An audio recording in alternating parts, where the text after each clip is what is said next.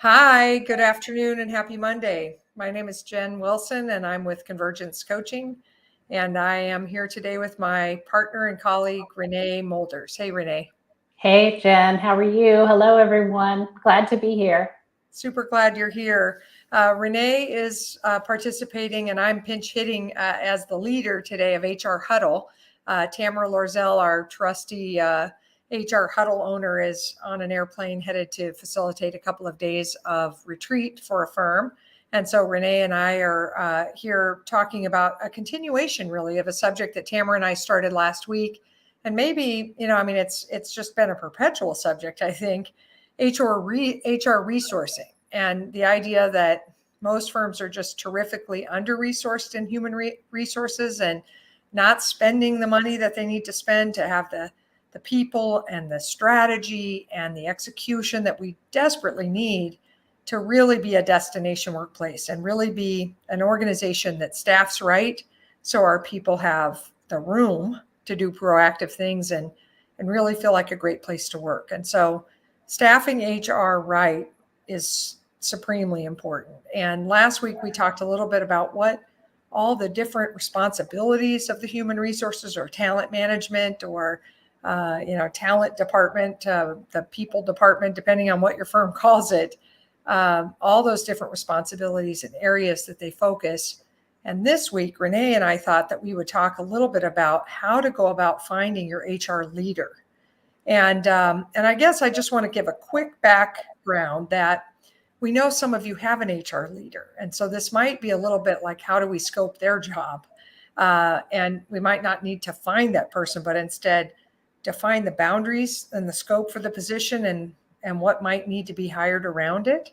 But for many of you, you're in flux. You either have an HR person who's managing benefits administration or more doing HR coordinating, and you realize, man, we need a manager, a director, a higher level person in this role. And so we're going to go search for that. Or you may have lost yours. We know a decent number of people that have lost their HR leader. And some might say, well, how come? Why are we losing talent in talent? And it's been a rough few years with the pandemic on the HR folks, which we've talked about in other HR huddles. And so we are seeing a decent churn in HR, and a lot of our clients and friends are looking for that leader. And so we thought we'd dedicate this whole session to how do we go about finding a leader for the group if we need one. And so Renee, I'm going to hand it over to you and you can sort of get us going and we'll see where it takes us. Yeah, we have a lot of opinions on this topic, Jen, that's for sure. And I was excited to hear you and Tamara taking on your discussion last week. I'm glad for this opportunity to help people figure out what's next. How do I actually go and replace that role? And I loved where you were with scope. So the job is too big. So how can we be clear about what really fits inside that role? And that's one of the first things when we get approached by a firm to help them with recruiting. I want to look at the job description. I want to go in there and look at the big picture categories and make sure the job is not too wide, because oftentimes it is, especially with HR. They're just trying to do everything. Maybe they're in charge of the whole recruiting program, and they're trying to do benefits administration, and they're responsible for the performance management system, and it goes on and on. And Jen, you showed that role description or the roles grid last week, and maybe you want to pop that up for us. But it's really important right up front to get clear about what goes in this role and what does not belong in this role. And as a part of that, we want to figure out what's that support that we're going to provide for that person around their role. So if they're not going to take all of these boxes, for instance, learning and development at the simplest level, that's CPE management and all those details and tracking all of that and getting people signed up for courses. We do not want our HR leader to be managing those types of administrative functions. And so we want to figure out who is that person that's going to be doing that, and then be clear it's not in the role description. Because otherwise it's everything in the kitchen sink, Jen, which I think is really frustrating to me as a recruiter when I do that type of work, trying to explain that to candidates that you're going to be wearing all of these hats. It's too many hats. And so how can you really be successful and go deep and have really impactful programs? It's hard to do that when it's everything in the kitchen sink.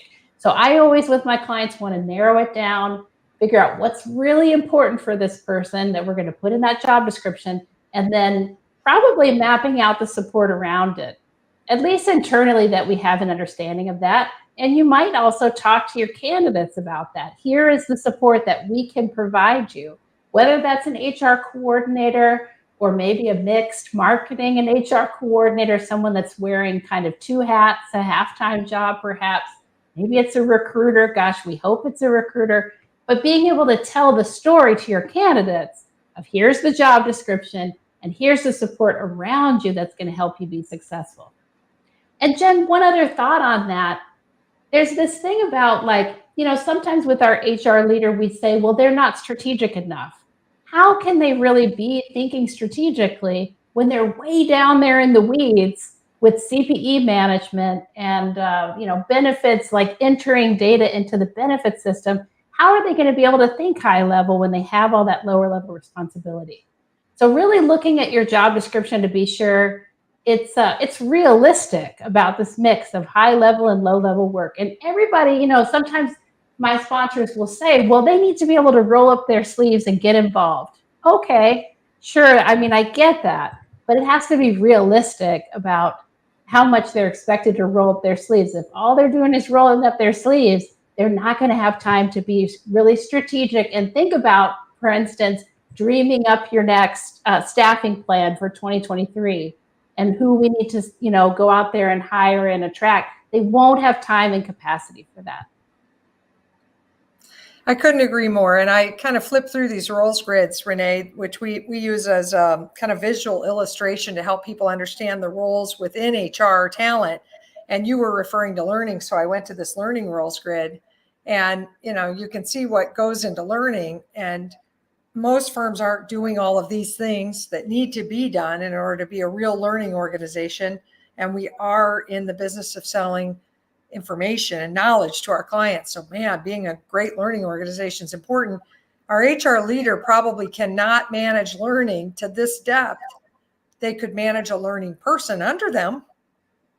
And I think part of this whole discussion of roles, or discussion of the definition of what we're actually seeking, who we're hiring, that sort of thing. I think that definition, really comes down to us saying to ourselves, what size are we? What can we have and afford?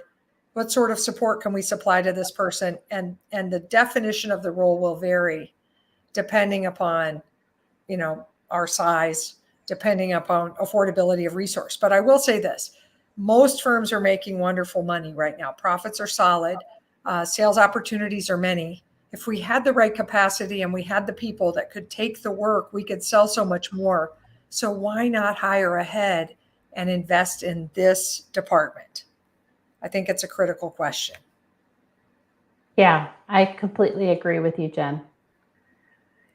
Well, so I think the next thing I feel passionate about related to this hiring is that we're not trying to recruit with a job description, Jen. And a job description is a really important tool to get on the same page and to get internally before you go out to recruit, and then to get on the same page with your candidates once you have looped them in and you've gotten to deeper conversations about what to expect in their role. And then once you hire them, this is what we expect from you. But I don't think it's a great tool for recruiting. So I'm always a little sad when I see job ads out there and it's a job description, just because it's not that exciting. And there's so much interesting thing, you're seeing interesting recruiting techniques out on LinkedIn, like organizations posting these cute memes with a funny picture or with a next gen picture or something that really entices your candidates. And so in the same vein, I would post, instead of a job description, I want to see a job ad. I want us to pull some of those higher level messages and really important aspects of the job, and frankly, the exciting aspects of the job that would have it be desirable to candidates. Pull that out, create a job ad, and let's go to market with that. And start with the candidate also, not a whole, big blurb at the very beginning about the firm, but really let's start with who are you and what is the job? And then, here's us, here's something about us. I love that. And ideally, marketing could get involved and help us with a meme, that we can put out in social media, not just the firm's accounts, but maybe some of the key leaders, certainly the operational folks who are probably connected into other operational folks, and really position what the firm is seeking. I love that, Renee. And I do agree that a job description as the recruiting hook is TMI. It's just too much information. And yet you do have to have one, and you have to have an agreed upon job description with sort of minimum expected experience, which will be a good guideline for us as we're trying to screen candidates, what sort of skills and expectations we're looking for, how many years of experience, are they degreed, what kind of a degree, do they have certifications, is that a requirement? I mean, all of that needs to be, kind of determined. We would always tell people that we care much more about the person's expertise and their ability to communicate, their emotional intelligence, their ability to inspire and motivate and lead and organize. I would much rather have that than all the certifications in the world in HR.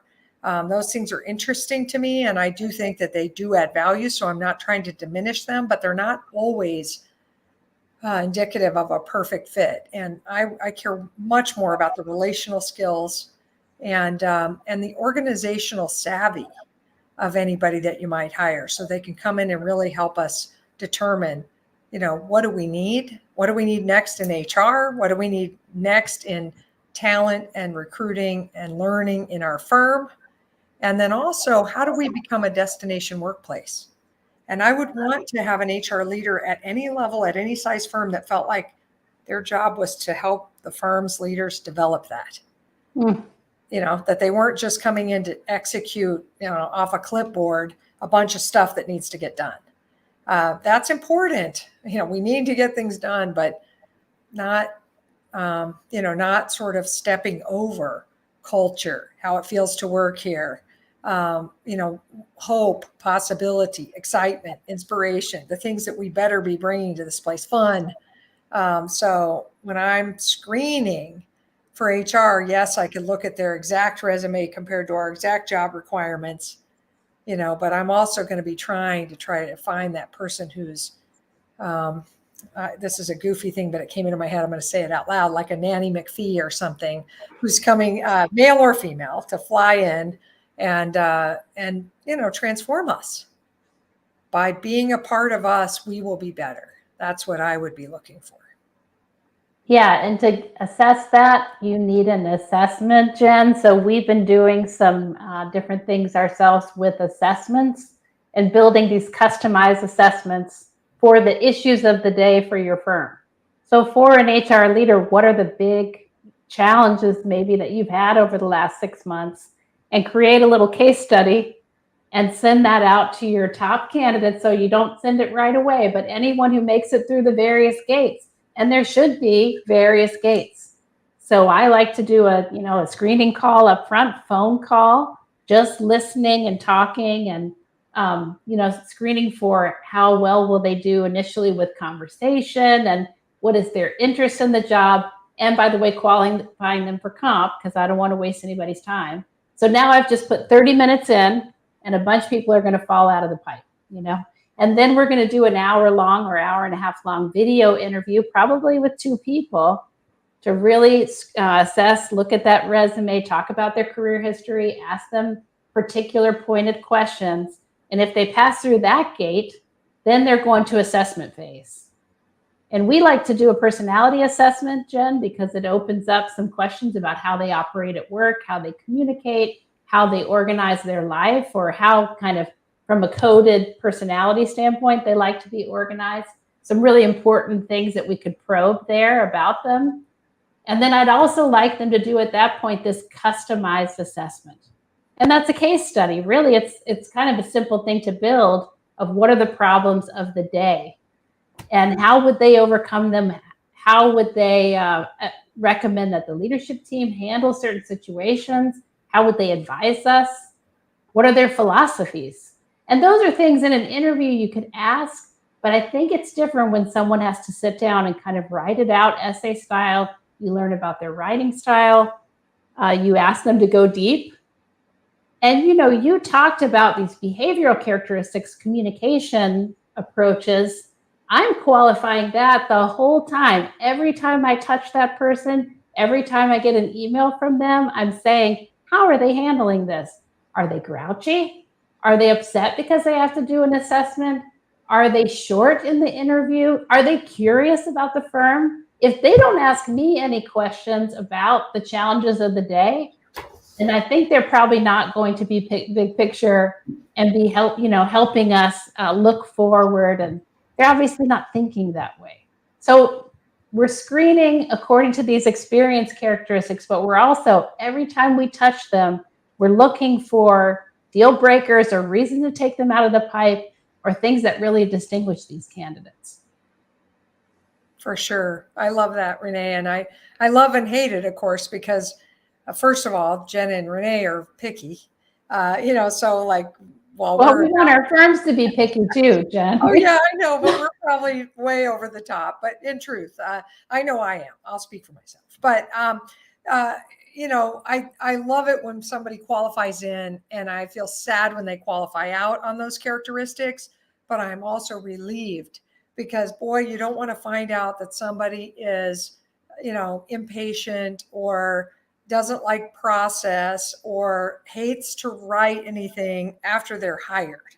You just don't want that. And so these kinds of assessments are important, and they're just, these are just factors in a list of factors that you're evaluating as you're going through that process. And, what you really want is somebody who's going to mesh with your team, but also in this role in particular, they're going to come with abilities and with insights that we don't have at the table. This person is not supposed to be a mini, CPA partner lookalike, because if they are, they're probably going to just yes man or yes woman us right through to our same culture and the same talent experience we're having right now, which for many firms is not ideal. We don't have enough capacity. Our turnover is not what it should be.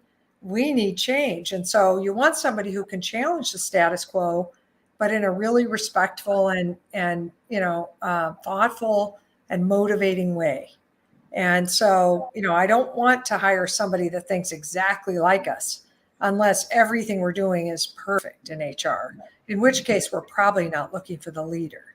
So anyway, I just think that that's really important, is to accept that they're going to think differently than you are.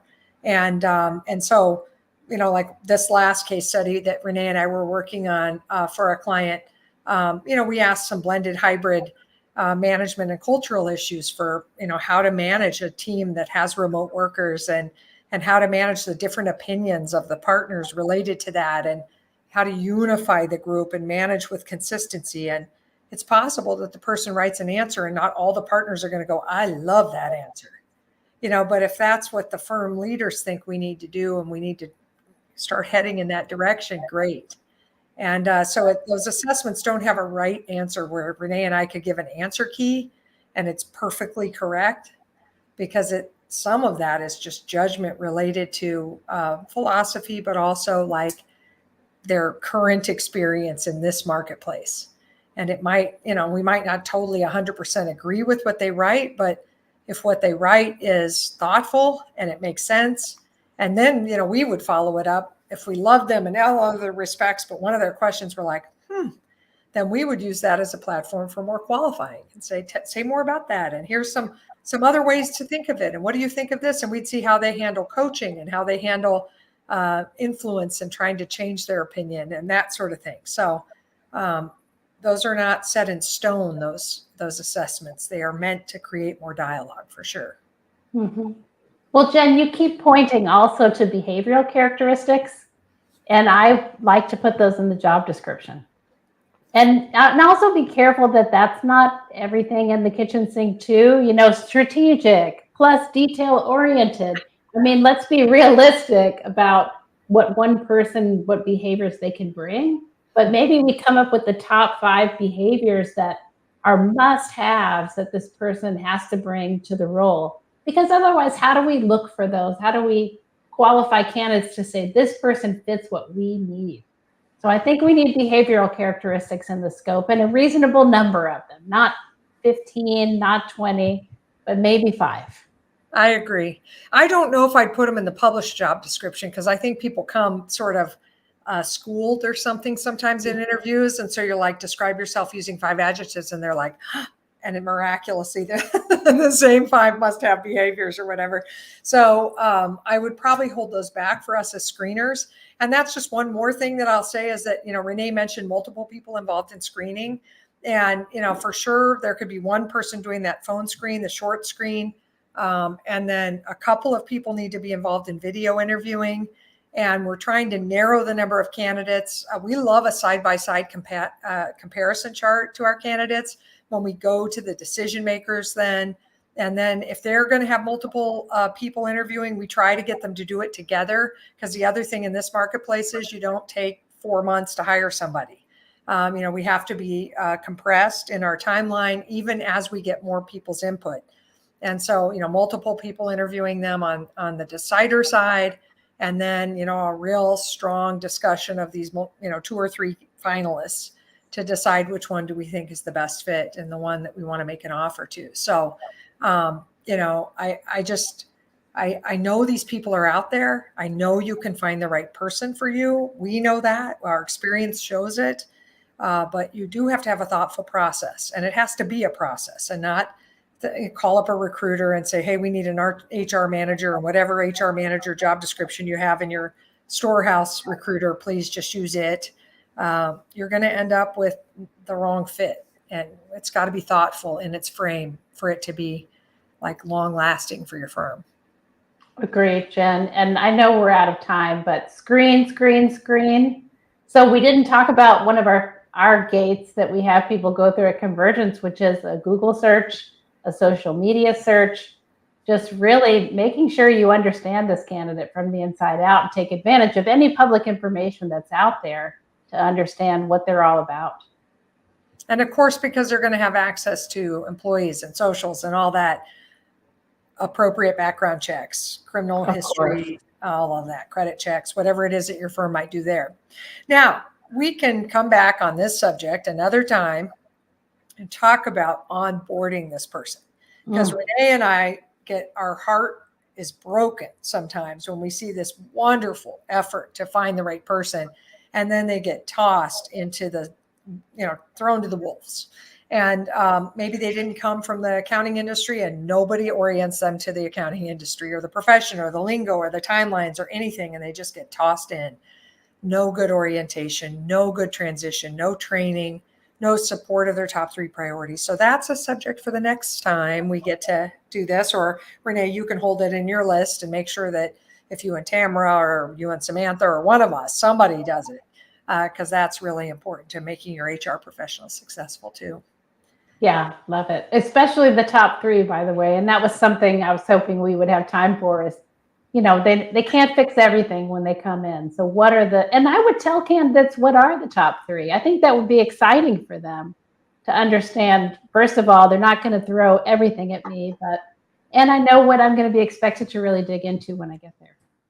Yes, for sure. And so a lot more on this subject, I think we could do, but we're going to let everybody go for today. Renee, I have loved being with you for sure. This is awesome. And of course, we do love this subject. And we're excited about the growing HR pool of talent in our profession. So stay tuned for a future HR Huddle. If there are subjects that we didn't cover that you really want covered, please make sure to hit us up in social or catch us in email. If there are any resources like the roles grid that you'd like to see, don't hesitate to mention that in social media or email one of us directly, and we'll make sure we get it to you. And we really appreciate you tuning into HR Huddle today. Thank you, Caroline, for your artful facilitation backstage. Thanks, everybody. Sure appreciate you. Yeah, sure appreciate you all.